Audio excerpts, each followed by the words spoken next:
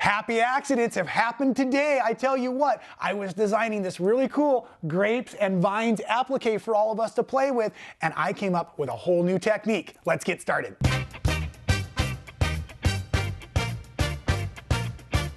I better be careful. I'm not sure I invented this technique, and it really came out of resource, meaning it looks like we've got stained glass, just like in that really cool California poppies quilt that I did. But in this quilt, what I have not done is gone back in later and added that cool little hot bias, the black bias tape leading, I was calling it in that video. So if you look very, very carefully, the black that you see coming from behind the grapes and the vines and all the other stained glass work is actually the black background showing through.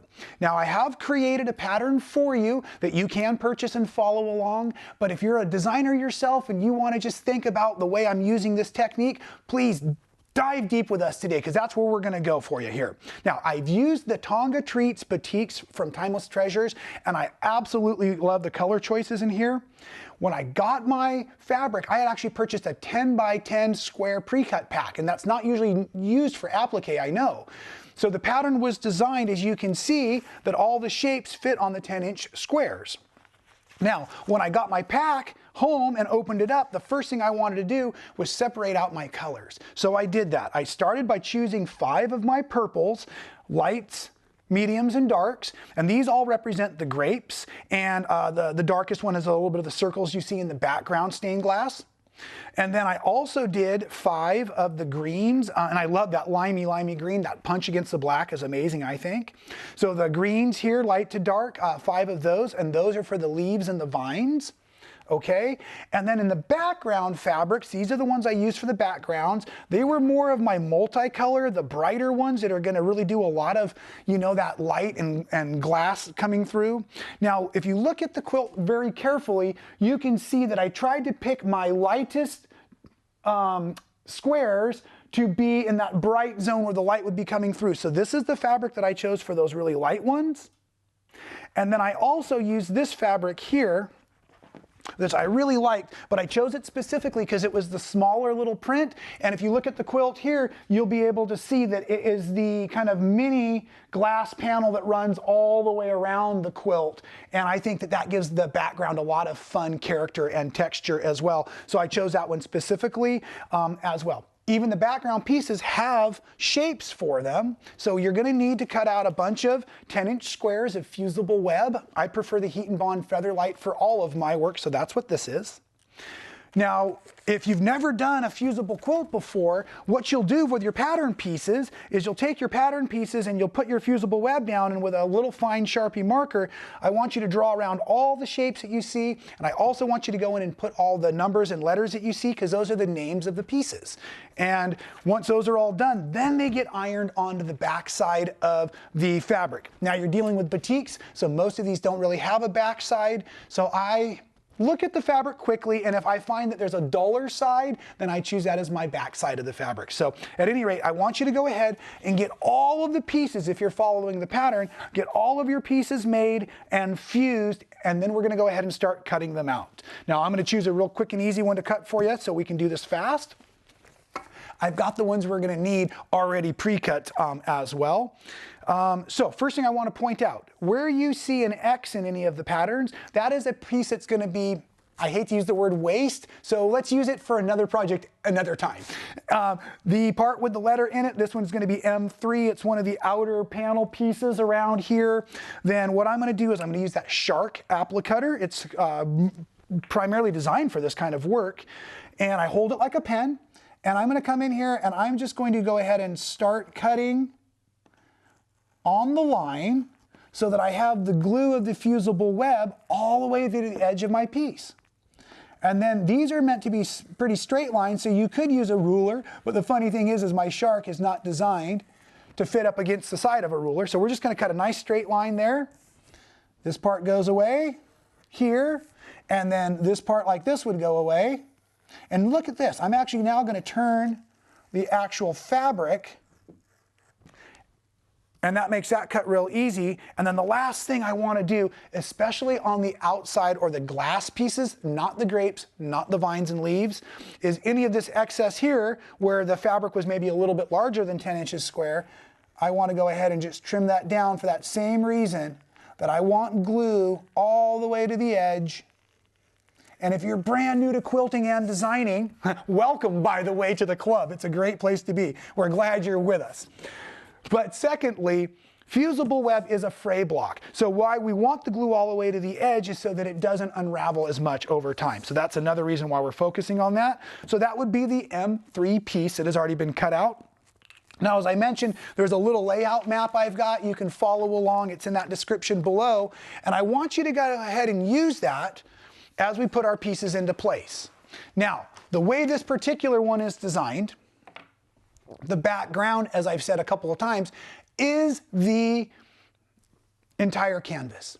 So it is cut at 31 and a half, it is cut at 31 and a half inches by 41 inches exact.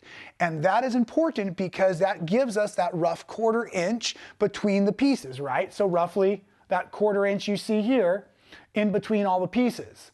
So that's what I'm going to actually do, is I'm going to start in my bottom corner down here, and I'm going to follow my pieces, and I'm going to just start going through. And of course, I don't necessarily have them in my order, so I'm going to quickly find that I keep them stacked with their pieces and their numbers up and in their family groupings. And it's this K2 piece that I'm looking for here. So you can see there's the paper side. I want to go to a corner if I can. And I'm going to grab the paper. I'm going to start to peel it. Hopefully you can see how that batik is so nice and shiny there. That means the glue is bonded beautifully. This is just scrap. So now this piece here is going to lay down here in a corner.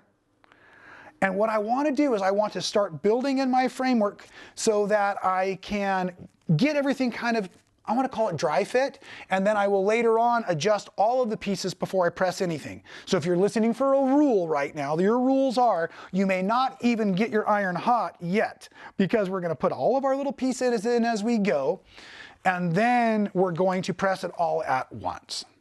Okay, so now you can see how these pieces are starting to come together, and what I'd like to do is also show you how to work with your grapes and your leaves and some of the vines. So I'm going to build in this bottom section here to create that negative space. So why don't you run get yourself a fresh cup of coffee, and I'll be right back.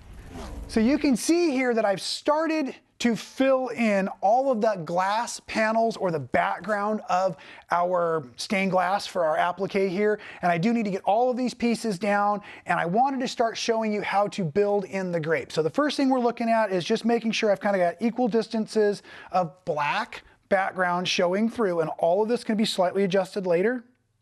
If you ever feel like you need to trim any of the pieces, maybe it wasn't traced perfect, maybe it wasn't cut perfect, feel free to. One of the areas I noticed it in myself was kind of down here in the circle. I like to kind of fine trim these so that they looked a little bit more like a circle than a cauliflower when I was done, but part of that's just that leading showing through and stuff. So just, what I'm trying to say is the black itself is the key, in my opinion, to the design. So let's really be respectful of that distance as we go throughout placing our grapes. Now, following the layout map again, what I found was the easiest is to put the grapes in that follow the perimeter. You can see where they're going to fit already. So for example, like this one on my layout is an E5. And as I go to my little piece, I'm going to again, peel off the paper. Once I know where they go, I don't want the paper on them because I want to be able to move them around. Now, the grapes, as I place them in here, they also have kind of the arc that is going to help us build the next shape as it comes together too. And I should show you this somewhere on my wonderful vest. I have a pair of tweezers, I hope.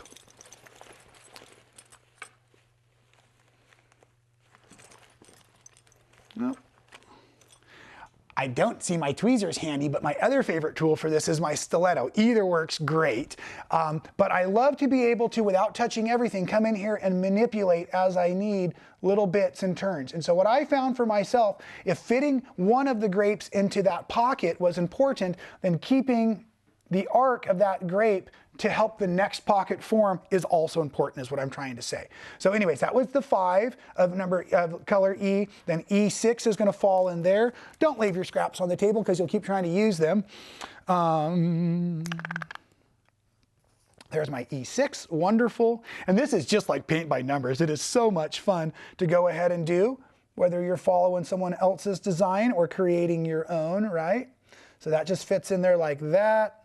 And then like I'm looking for B4, it says next. And this one's gonna kind of fit into this spot here. And all of our grapes and all of our leaves are gonna have that same approach as they go through. And that's gonna fit into that section right there. So again, just trying to help you understand what I'm looking at. I'm looking at the area that's forming here now. I'm looking at this line here. I'm looking at this line as it goes in here. I want to fill this in with the D1 shape. And I like to keep my layout map nice and close while I'm working. And then I can see here, as I go, my shape's coming together. I've got another little one I'll need to cut out and put in there. And then down in this one, I have C4 cut out, I believe, so you can see how that works. And then what we're gonna do, like I said, we're gonna get everything all fit in, all your grapes, all your leaves, all your vine work and everything. And then with a hot and dry iron, because you're probably using the Heat and Bond Featherlite, I want you to go ahead and take that iron and I want you to press it straight down. Don't slide it back and forth this way, because then you can move all of these little pieces and things could get disastrous, right? So what I want you to do is just press down and up, down and up. And then if you'll join me over at the quilt itself, I will talk you through how I did the free motion machine quilting. Now for me, I love free motion machine quilting, and I also really think this is going to be one that has to be done free motion style, where we have our feed dogs down and our free motion foot on. Now if I remember correctly, I started right here in this corner, and I actually went out along the edge, up, and I remember coming around here, and at about this spot right here, I actually left the glass panel and I started to go around the grapes themselves in little sections. As I went around the grapes themselves, I wanted to make sure I was making the arcs work within the grape, so I'm quilting the shape of the grape. I'm not making any straight lines. Everything's curves. I'm also doing it on the leaves, and I'm also finding those same points are great access to get back out, and then I have to finish myself back over in this.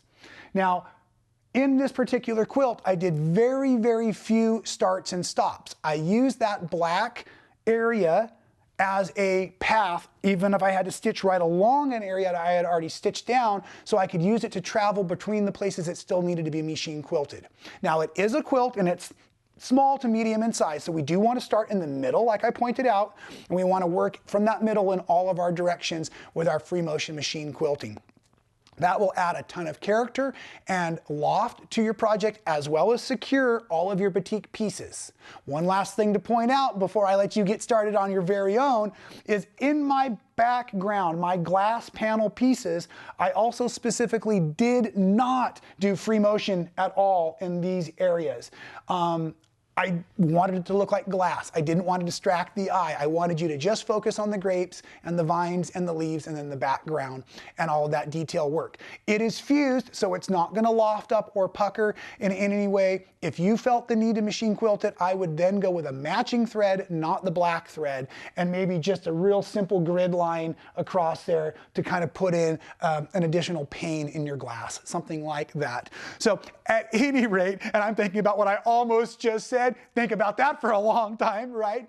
And please, please, please let me know what you think of today's tutorial.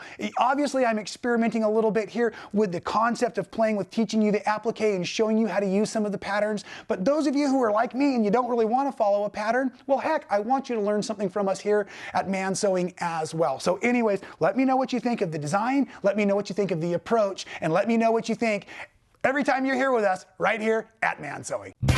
Thanks for being a Man Sewing fan. It's great to have you out there encouraging me to create fantastic new content. If you've missed any of the videos, we've got links for you here and here. And while you're checking those out, make sure you're subscribed. We don't want you to miss any of the action.